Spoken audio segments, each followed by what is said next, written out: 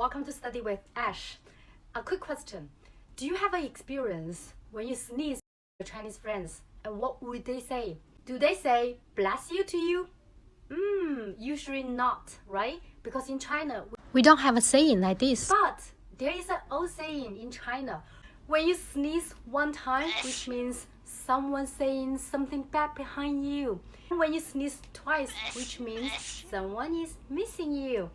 And when you sneeze 3 times, what happened? Sorry, you have to go to see a doctor. Thanks for watching. Please like and follow more. 再见。